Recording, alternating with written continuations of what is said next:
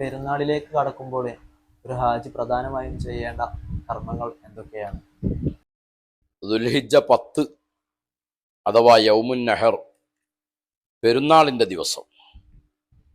ആ പെരുന്നാളിൻ്റെ ദിവസം അവർ ചെയ്യേണ്ടത് സുബഹി സമയത്ത് മുസ്ദലിഫയിൽ നിന്ന്, പ്രത്യേകിച്ച് ഏറ്റവും അഫ്ളൽ മഷ്അറുൽ ഹറാം, ആ മഷ്അറുൽ ഹറാമിൽ വെച്ച് സുബഹി നിസ്കരിച്ച് നേരെ മിനായിലെ ജംറത്തുൽ അഖബ ലക്ഷ്യം വെച്ചുകൊണ്ടാണ് അവർ നീങ്ങേണ്ടത്. 3 ജംറകളാണുള്ളത്: ജംറത്തുൽ ഊല, ജംറത്തുൽ വുസ്ത, ജംറത്തുൽ അഖബ. അതിൽ അവസാനം വരുന്നതാണ് ജംറത്തുൽ അഖബ. അതാണ് പെരുന്നാളിൻ്റെ ദിവസം എറിയേണ്ടത്. അങ്ങനെ ആ ജംറത്തുൽ അഖബയെ എറിയാൻ വേണ്ടി അവിടേക്ക് നീങ്ങുകയാണ് ചെയ്യേണ്ടത്.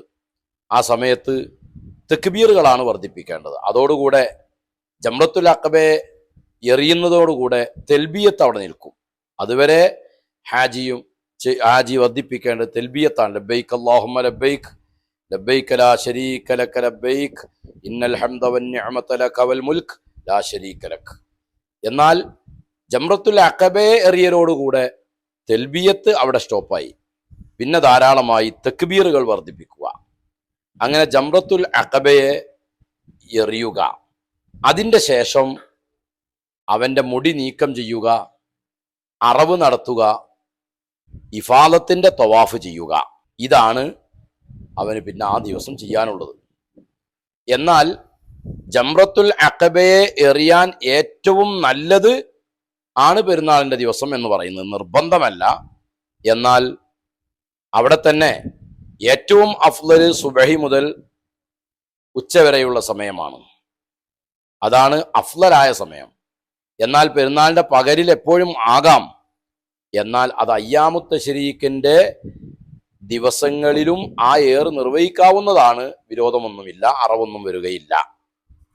ജംറയെ എറിഞ്ഞു കഴിഞ്ഞാൽ പിന്നെ അവന് ചെയ്യേണ്ടത് മുടി നീക്കം ചെയ്യുക, ഇഫാദത്തിൻ്റെ തവാഫ് ചെയ്യുക, അറവ് നടത്തുന്നുണ്ടെങ്കിൽ അറവ് നടത്തുക.